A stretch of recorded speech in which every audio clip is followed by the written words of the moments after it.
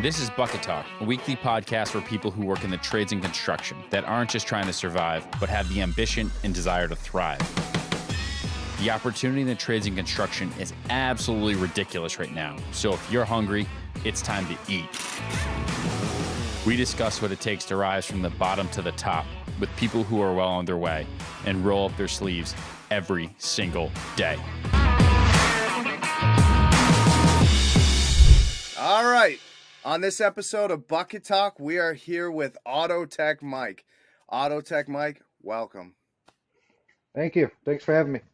Hell yeah. So this one, as I said off camera, and I'll say it again, I come from the automotive industry. I am nervous to do this podcast because you never know. The guy next to you knows more knowledge. We'll call you out on your bullshit. So let's see how this will go. So Mike, where are you out of? What do you do on a daily basis? How'd you get your start? Let's start there. I'm in Napoleon, Michigan, which is a little town right before Brooklyn where MIS Speedway is. Yep. Been working in this same building for over a decade. Yep. I actually worked for the previous owner for over 10 years, and he ended up retiring. I had the option to buy it out, so now I'm working for myself, going on a couple years now. I want to get deep into that because that is something that I got to that point, and I was wondering whether I make the jump to do it myself or whether I just join the masses and jump to a dealership and do all that stuff. I was mom and pop from the day I got out of school all the way to the day I stopped wrenching. So that's definitely something I want to hit on. But how'd you get into the trade? Like go far back.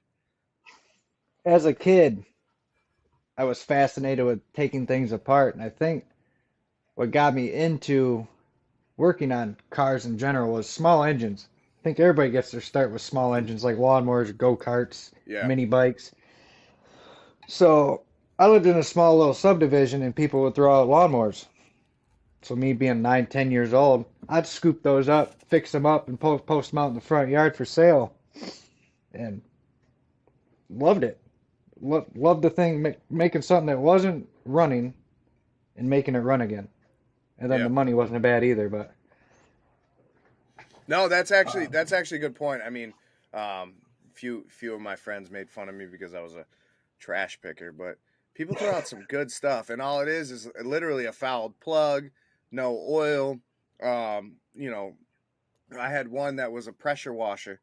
The guy used it once, put it away. The tip was clogged, so I assumed that when he went to go use it the next time, didn't work.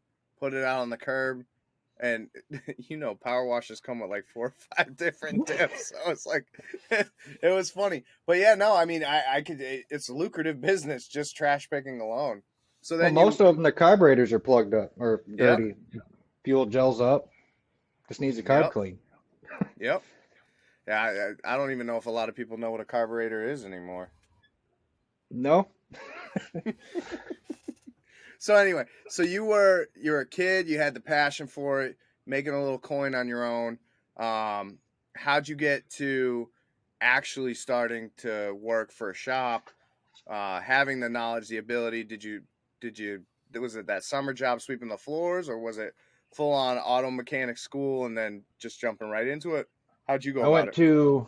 There's a thing next to the college here, Jackson Community College. They had a career center in school. Yep. So I did that for a couple of years, was all hands-on, ended up being like top of my class there.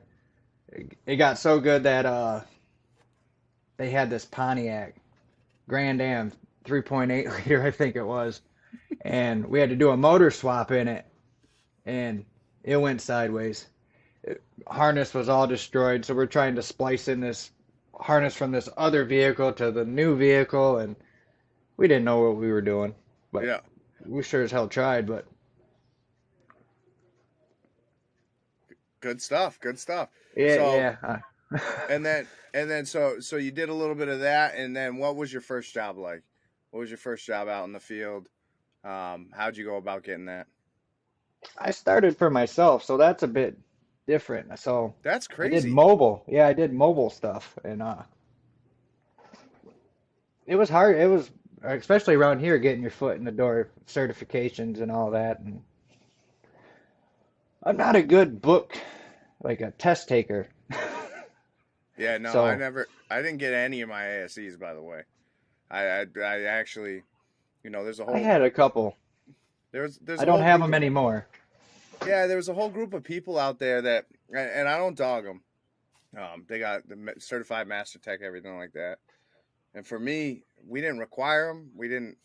I mean, it's an outside company telling you're good. There's no state or federal regulation on it. So it was like, Right. why am I going to pay all this money to have some company say, "Good job, you did it"? I don't know. Yeah. The only thing in Michigan they got is you got to have the state certifications. That's all they require. So anything you're Really? going to be working on, you got to be certified in it. So you go take like a 50 question quiz or whatever it is. You pay $6 per test. It's a lot cheaper than ASE, a hell of a Yeah. lot cheaper. But yeah, they make you be required if you're gonna do any kind of automotive work. Same thing as if you open up your business, you got to have a repair facility license. Yeah. You even got to have one now if you're doing mobile. Back when I started, they didn't require that.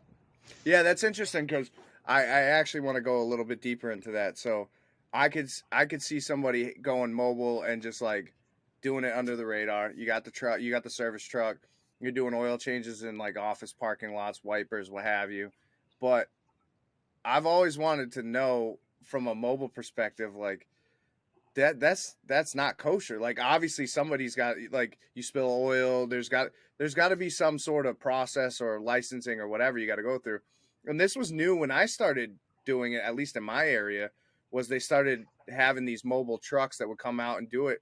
And I'm like, I'm having a hard time just getting it figured out at a stationary location. I couldn't imagine all the permitting and whatever process they got to go through because I would assume each town and city are different, or is it statewide? I don't even know where to start there. I don't know what it is now, Yeah. but as far as fluids, I didn't have to worry about anything about having special certifications or permits for Mm-hmm. spilling oil or coolant. As long as I cleaned up after myself. So carry your normal oil dry, floor dry, kitty litter, whatever was Yeah. cheaper, clean it up, put it in a bag, and dispose of it. I won't get into how it was disposed, but it's it's it was it's interesting. disposed. Yeah, well, that was another thing too. Like for us, we were pumped. We had it's cold as hell up here. I assume it's cold where you are. We were Yeah, lucky. We had a clean burn unit. Shout out to Clean Burn. Um, I got one too. they yeah, aren't they the best? I Yeah. mean, it was just like people would come down and be like, "Can I dispose? Can I give you my oil?" And we're like, "Sure, we'll take it." And it's like, right here's like we got heat for the winter, and my boss had this most elaborate setup. It was a sandpiper pump, so it's a diaphragm pump, and we'd have the day tank, right? So the day tank was like 100 gallons, and that was fed up to the clean burn unit. But then outside, we built this custom shed, and it had Roth tanks, all these Roth tanks set up, right? And so we had a plumber come in and plumb them, so we could blow off all the oil buckets into the day tank, right? And we could transfer it out during the summer months to all these Roth tanks, and then from the Roth tanks in the summer or so, when the winter came, we could transfer it back to the day tanks through this manifold system. The funny part is, if you weren't paying attention, you're fucked. So I don't know how many oil spills I cleaned up within the shop, but it worked. It worked great. I mean, he would take everything: diesel, kerosene, any hydraulic oil. I mean, if it burned, we'd take it. And we were. I mean, it was t-shirts in the wintertime. It was great. Oh yeah, dude, it's like 80 degrees in here. It's like, man, you're burning me out. It's like I want to be comfortable when I'm working. Yeah, Like close that and that door. and that's all on waste oil. I mean, all on Yeah. waste oil, and I personally think that that's the best way to burn all the fluids that we go through. I I've mean, got a big tank outside that is about the same. I think it's another 250-gallon tank because on top of right. our clean burn, we got the 250-gallon tank.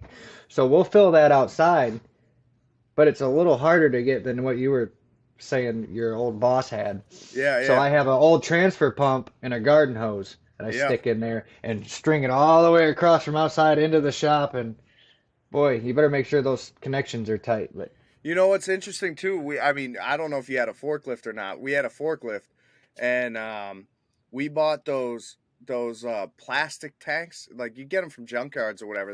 They come in the metal cage. I don't know if they're like 500-gallon tanks. Um, yeah, we got to the point where we were filling those because we just had so much, and then we take again, one of those transfer pumps. But again, if you have that sandpiper pump or that diaphragm pump, you could almost plumb a hose in with a valve, and you just you move it out to where you need to and suck it right into the day tank. I mean, obviously the sediment and all that stuff, but dude, we can go on for hours about setting this up. right. But so that's cool. So you went into the mobile unit. You have you learned a lot there. What made you jump to a facility that people come to you versus you coming to them? I think I hated working in the winter. Yeah, That was the gist of it. It's cold. You're rolling around in rain, snow. yeah, It sucked to be honest. yeah. I think I did the mobile stuff for 5 years.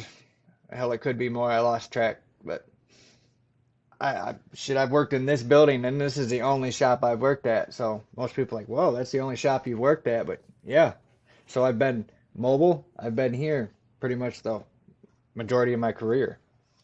I think we have more in common than I originally thought. Mine was I was at a little gas station right out of the military for a couple of years. It shut down because it was in a high rent district, so it was like gas station or condos, and they chose condos. And then I went out to the burbs, and man, I spent 15 years out there. I never wanted to make the jump. I loved what I did, so that's And pretty that was cool. my thought. If he wasn't gonna sell it to me or give me the option to sell, it's like, man, what do I do? I've been independent for so long. Do I really want to go to a dealership? So I kind of got pushed into this because it was a great deal. Like I worked for him. Loyalty was there, trust was there. I didn't have a down payment to do for him, so he just kind of gave it to me and loaned me some money for startup, and I'm paying back when we're doing good. And Yeah, and if you want to go into it, I mean, I might be prying a little bit here, but I've talked with a whole bunch of shop owners on a transfer of shop, right? And a lot of the shop owners will say, um, I'll continue to own the property. I'll give you the shop, all the equipment, everything, and then it's startup. And it's turnkey, ready to go, like nothing, like you didn't miss a beat. So that's one way of doing it. Um, I never really liked that because I've me heard either. horror stories of just rent going through the roof, and then now you're at the mercy of your old boss or your old whatever. Um, so I've always heard to own the property, which is not necessarily the best either because a lot of these service stations and whatever, they also come with years and years of hazardous problems, if you will. So when you go to sell it, there's a lot of ghosts, there's a lot of skeletons in the closet, if you will, and I've heard Yeah. those horror stories. And then I mean, on top of it, like for me, I was gonna make the jump. I wanted to own my own shop, and the boss I was working with at the time, he was like, I'll give it to you. You'll just have to rent it from me. And I don't know. I couldn't do it. So he was gonna do basically what you're saying, keep the property, rent the building to you. Yeah, yeah. But Yeah, I've heard, seeing that he could sell the property off from you, and then you're kind of screwed. You still own the building, but what do you do because you ain't got the property? Right, right. And then on top of it, I mean, one of the things that scared me most about our industry, and this was, and I'm sure you've toyed with the idea too, is technology is moving so fast, right?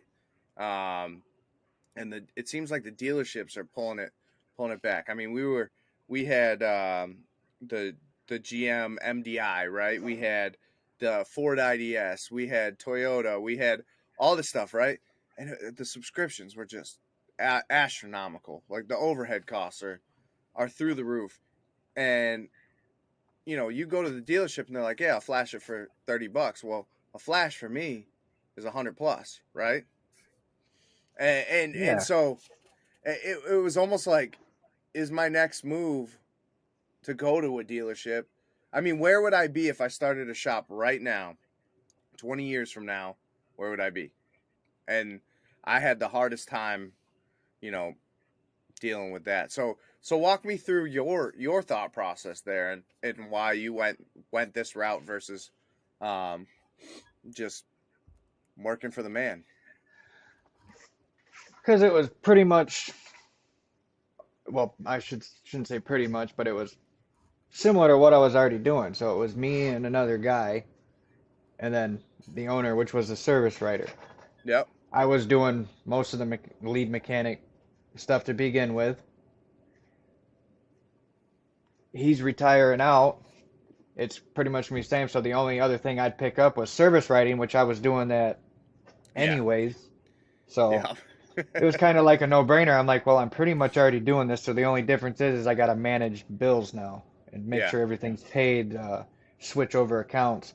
The hardest part of it is switching over all the accounts, like your parts vendors, your Mitchell, um, Yep. hell, I'm with phone, PO box, yeah, just all the tedious stuff you don't think about when you're just wrenching. I got a question for you. So you spoke about Mitchell. There's Mitchell. There's All Data. There's a couple of different softwares out there. Have you used Identifix? I have from time to time, so I don't keep a subscription on it, but on occasion you get those ones that stump the living crap out of you, Yep. and you call them up. So if I gotta use it, I I'll either eat that call or call the customer and say, hey, I got this program I can get access and get more info from, but it's going to cost this much. You want to split it with me or however? But a lot of times they'll split it with me. Yeah, it was crazy. We actually carried the subscription. Um, obviously not to plug Identifix, but it was pretty cool because it was a forum for mechanics throughout the United States. So you'd get like a no start on a Chevy Blazer, right? And they said, one of the fix was drain the fuel tank. It was filled with Italian dressing. And you're like, what the fuck? Like, how did you, like, why is this even an Identifix post? Like, why is Mitchell's this even, got something similar to that too. oh, It, yeah, Sure Track or whatever, yeah, and yeah. it Oh, comes up yeah, with sure, the track. weirdest stuff. It's like, but then if there was enough posts on the problem, um, it'd get you in the right direction. It's like 378 say, check power and ground of the fuel pump, check fuel pressure and what have you. So it leads you in the right direction. But right. same thing. I loved Identifix. Identifix was great. It was Yeah, a you great punch in tool a for me. code or whatever, and you punch Yep. it in the search, and it says, all right, 3,000, like this throttle actuator code, 3,000 confirmed fixes, throttle body fixed it. Yep. Another 700 was the gasket, Yep. and so on and so forth. And it's like, okay, well, I guess we start looking at the throttle body area. You must be So, talking about a Chevy. yep. Old 2222. That's funny. Surprisingly, I had a Ford in here the other day. It was the same thing. Oh, surprisingly, you had a Ford in your shop that was broken down. No, the throttle body. Ford's always broke. Between Ford and Chevy, they keep me in business. That's what I said. I was a diesel mechanic for the longest time. I said to a lot of the owners, I said, "Thanks, you guys are paying my kids' college tuition." so, That's I awesome. know I get people like, oh, you don't see Toyotas or Hondas very much or at all. I don't see any Hondas or Toyotas in your video. I'm like, I've done some, but it's a small town. Plus, they don't break down that often, at No, least. they don't. I mean, Toyotas. I mean, other than the frame recalls that they had, which was a shame, but they at the same time they did well by the customers.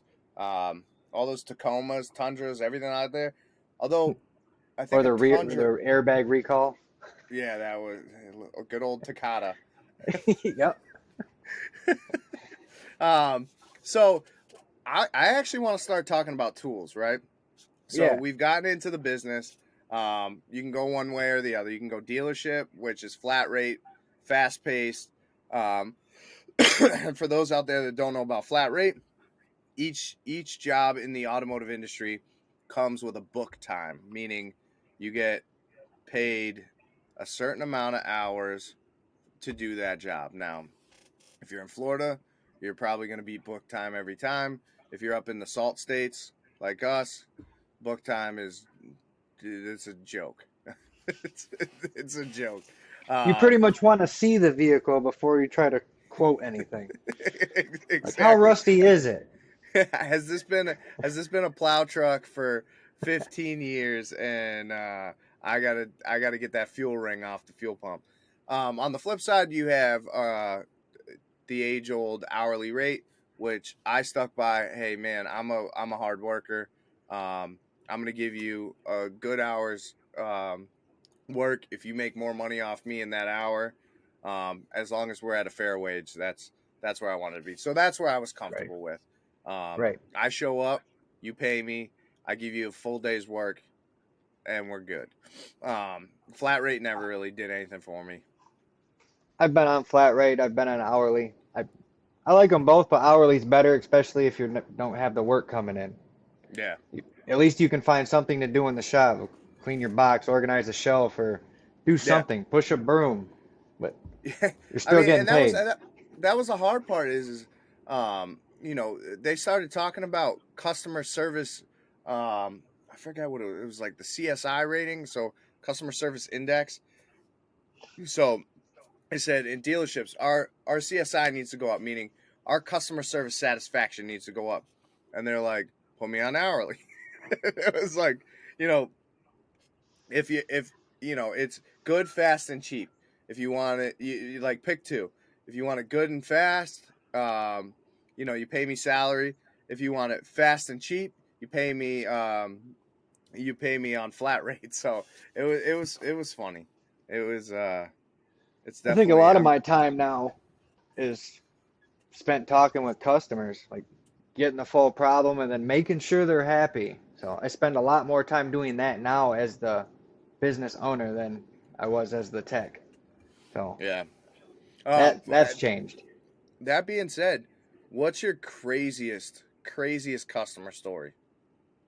Like probably like your worst one. Do you want me to go first? Sure. we had we had a customer, um, unfortunately, come in and say that she lost her engagement ring in the car, or she left her engagement ring in the car, and it was no longer there. Now we have protected against it. Like we've opened up glove boxes. We found anywhere from firearms to stacks of cash to stuff that we probably shouldn't even be talking about. And for me, it was always, you know what? First off, it shouldn't have been left in the car, but at the same time, I'm gonna bring it up to my employer, and then we'd make that phone call. Um, my shop was pretty good. My shop, we had a very tight group of people, so it didn't happen. Period. Like there was nothing. And she's like, I swear I left my engagement ring in the car. It's a $50,000 engagement ring, and it was such a nightmare. It was such a nightmare, and ultimately, like we gave the customer the repair for free. We knew that it didn't happen, but like it's just difficult. And I mean, it's happened with sunglasses. It's happened with change. I mean, some people are like, I had $20 in change, and you're like, nobody stole your change. Like, and I mean, I don't know. I've told my wife since day one. Not that mechanics are. are unreliable. That's not what I'm saying.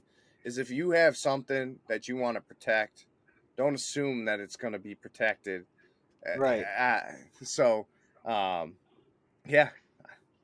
So It's- tell me your crazy story. I've got a couple. Well, wheel lock tools.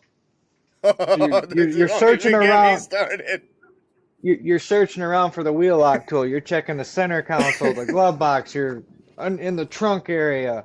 Well, I'm digging through a car. Okay, find some dime bags and all this stuff in the center Yeah, yep. console. Yep, no wheel lock tool. Look in the glove box. No wheel lock tool. Go to the trunk, pull up the spare tire in there. A brick of weed. Okay. Found the wheel lock tool though. But there's a whole freaking brick of weed in the trunk. And then there, on an opposite note, had a customer come in for a brake complaint. Like, I think he said he just did his brakes or a wheel bearing or something, but it was making noise. I get it up on the lift. I'm inspecting it, just visual over. I'm like, what the heck is that? And I see just the handle of like pliers.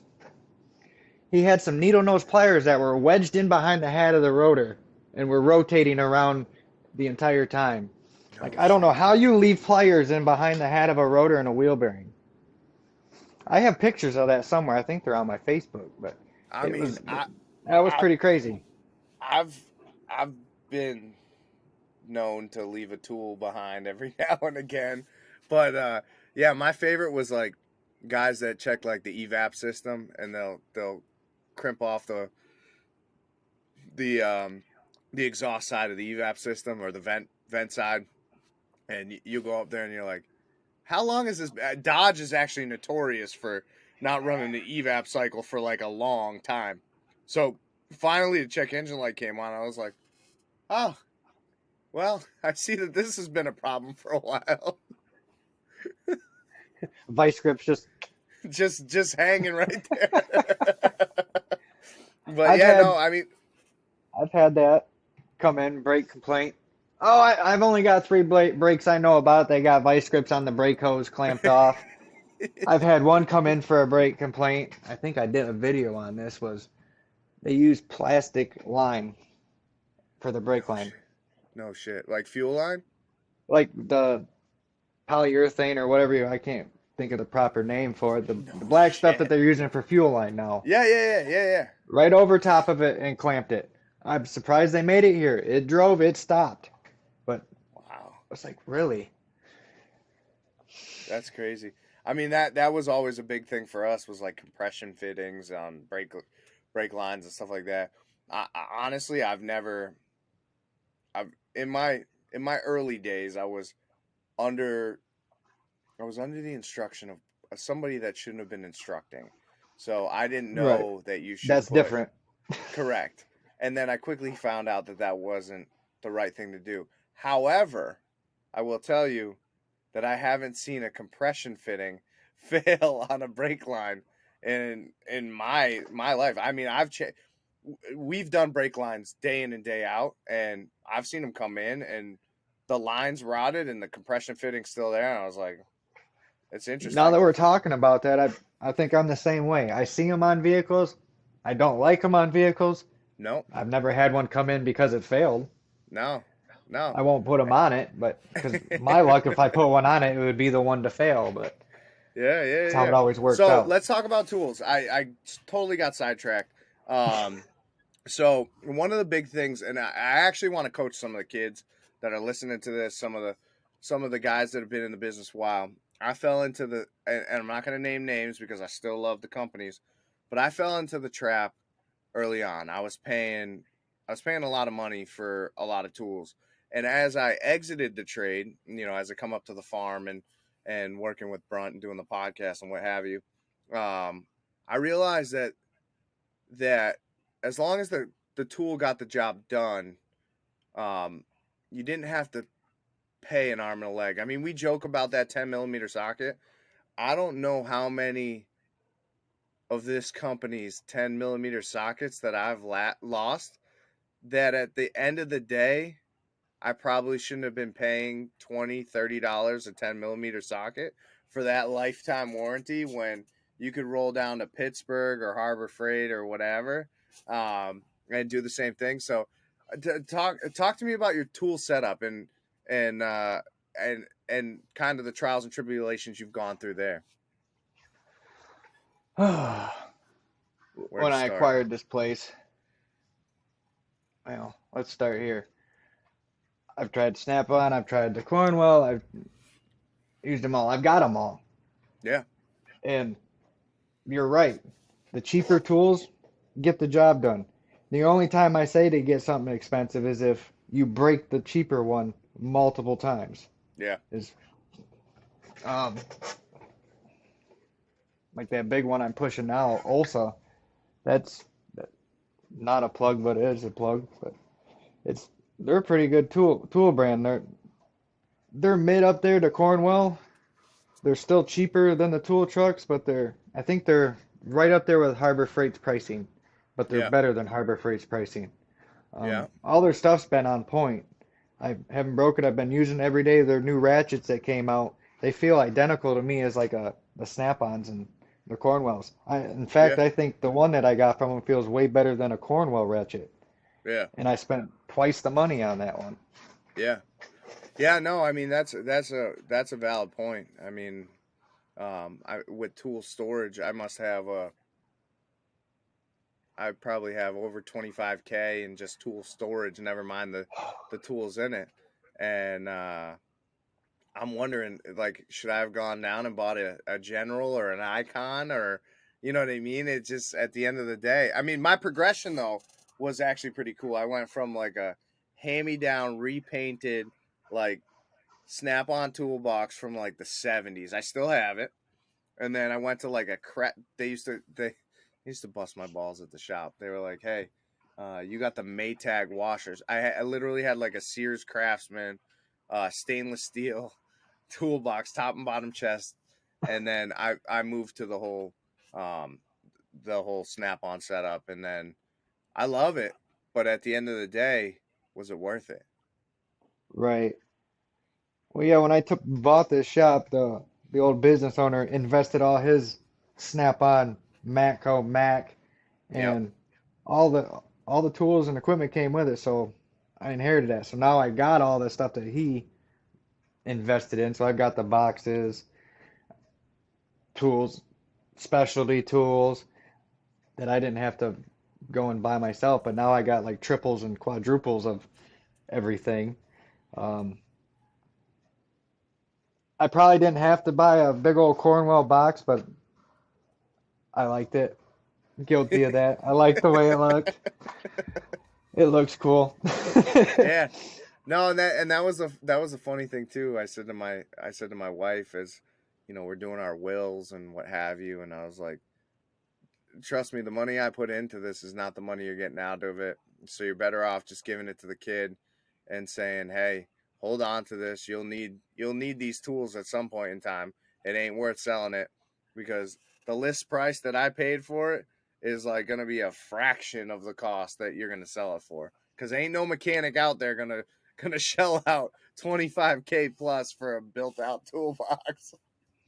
No, I think I just got my year-end tool from Cornwell, and it was like $29,000 for the year.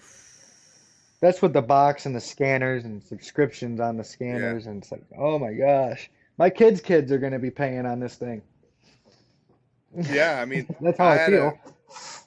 the subscriptions, the scan tools are just, and they're always changing. I mean, I got a Modus still, and I've I got don't think one I've too. updated it since 2019, and I'm like, I mean, it's like $1,800 for a subscription. I was like, "Hey, honey, I want to update my my $1,800." No, It ain't much cheaper for the Autels for the year. It's like $1,200 to $1,400 for the year.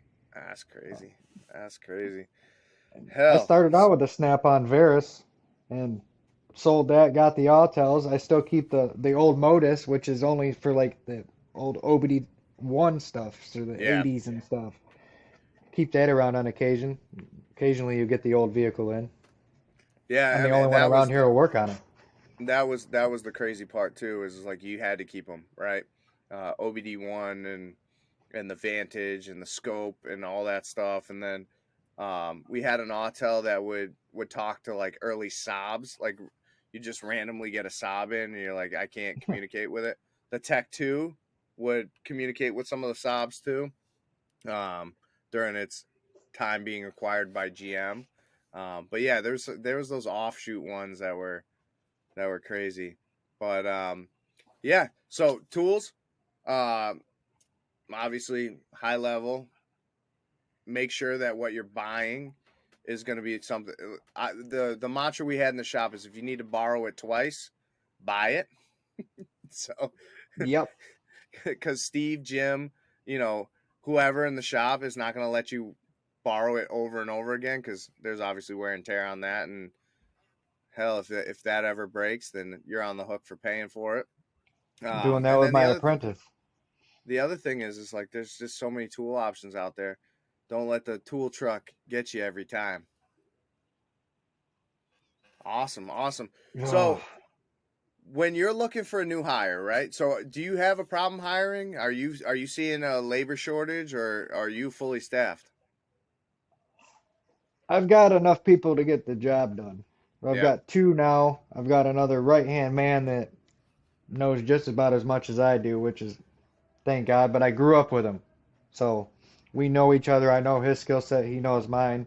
Mm-hmm. Luckily, he was in the shop he was working at before, wasn't treating him right. So their loss is my gain. Yeah. And he just started, hell, in November. So he ain't been here very long. But Yep. we're rocking and rolling. We mesh real good. I love it. Before that, people would walk in wanting a job, but it was entry level. They haven't ever wrenched. They wanted me to teach them, and I want to teach, but I don't have the time right now to teach Yeah. that the way I want to. I'd love to, but I can't. Um, yeah, people want to work, but they don't have the skill set or the qualifications to do it, if that makes sense. No, I mean that's actually interesting from what I'm seeing out in our area. We had a hard time getting anybody to push a broom to scrub a toilet, never mind wanting to learn an oil change. But to speak to your point, uh, some of the biggest jobs, some of the most detrimental jobs to a business owner are entry level, right? Um, Tires and oil changes will turn a shop upside down if done improperly. I mean, Oh yeah, you lose a tire on a highway, and it kills somebody, or that drain plug falls out, or that oil filter's not put on properly. Then you're eating a eating an motor, engine. and Yep. and it's crazy that those are just entry level jobs. Like I need a tire and lube tech. I'll teach you, and it's like these are like basic foundation. This is some serious shit, right? In like foot in the door stuff. Well, same thing with brakes. Yeah, yeah, Most tire lube and brakes, and that's your safety system. yeah. We're not even talking about like comfort features, starts, alarm problems, hey, my OnStar doesn't work, like any of that shit. We're talking about like, and that's top level tech stuff. We're Yeah, talking about basic stuff. Is like a kid out of high school that, I mean, you need to be on point from day one. That's wild. That's yeah, wild. I think that's one of the first. We're one of those industries that's actually pretty unique. That your entry level tech has probably some of the most serious jobs to deal with, even though they're the most menial tasks, if you will. yeah. And the one I got now is not a real big self-starter.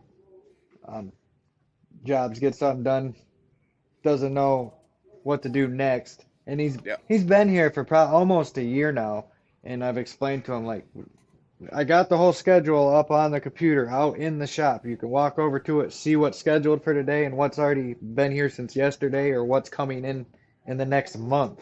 yeah, And he just don't get it. yeah, You can't teach it, and then a lot of it is you got to have that, what is it, mechanical know-how. So you got to be mechanically inclined. Yep.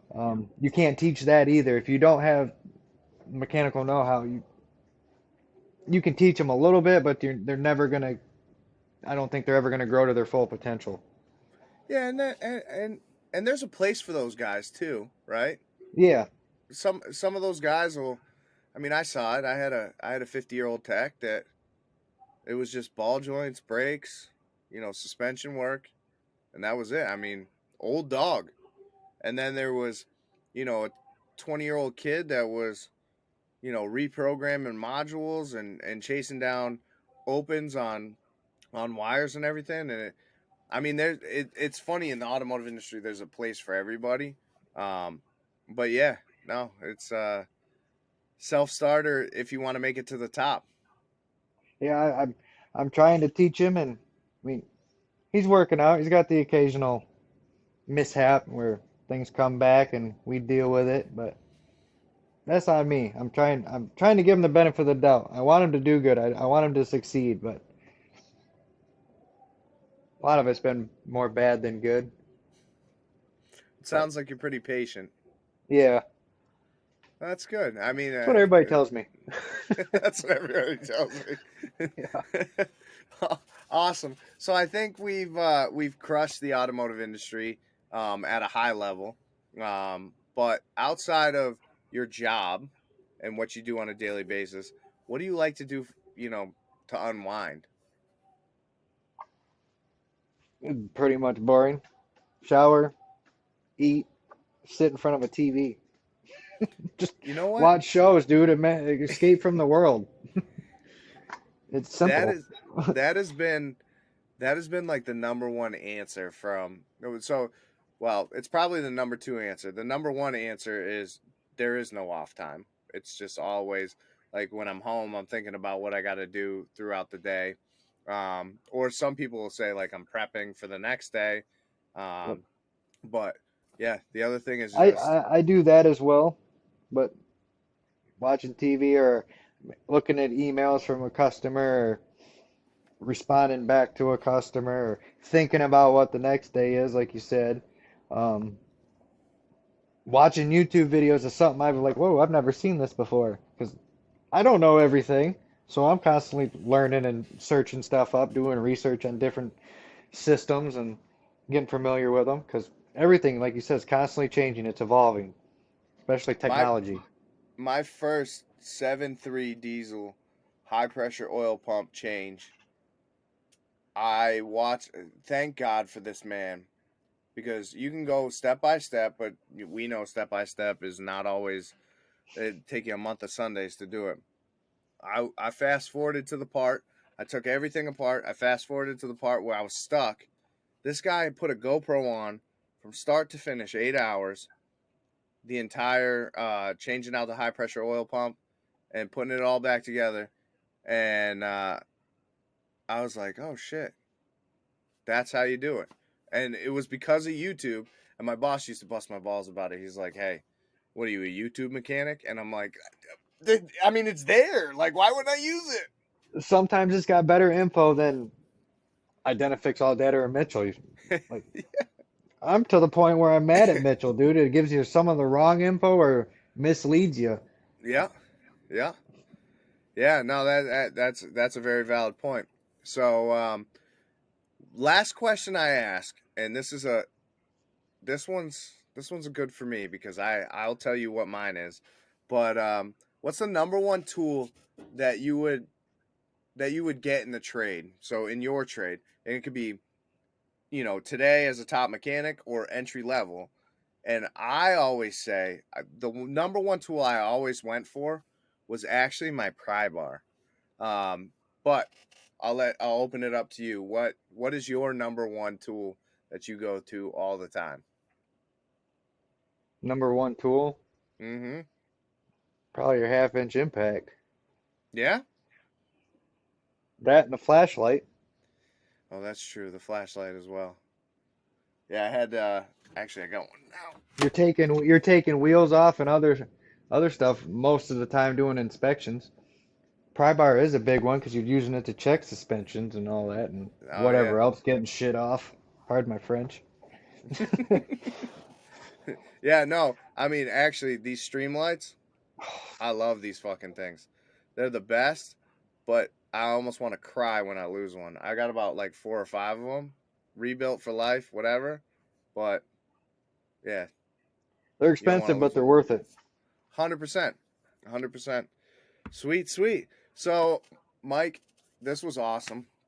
Um, Definitely got down and dirty. We'll do another podcast for all the gearheads out there that that want to know more about the industry. But Yeah. I feel like I I think fumbled my words a bit, but it was good. no. It's the way I look at it is it's true. It's I mean it's from the trades. I mean you're in it every freaking day, and you know Heck, I'm it's still here. real. I never leave. So if anybody and you have an actual you have an unbelievably loyal following. You have a group of people that watch you for your day in and day out. They put their faith in you. They put their trust in you. You've gained their trust. You've earned their trust. If anybody wanted to reach out to you, want to know more about your business or the industry itself, where could they reach you at? I would say Messenger, but that gets flooded and it usually gets sent to spam and I don't see it. So email is the best way. And I've got Hmm. that listed on my Facebook, but it's autotechmike and the number 1 at gmail.com. Awesome. So if you need to speak to Mike, you had a question, you want to know more about it, hit Mike up. And Mike, I thank you for being on the podcast, and Thank you this for has having been me. awesome. And as a special thanks to our loyal listeners, we're giving $10 off your next purchase of $60 or more at bruntworkwear.com. Use discount code BucketTalk10. That's BucketTalk10.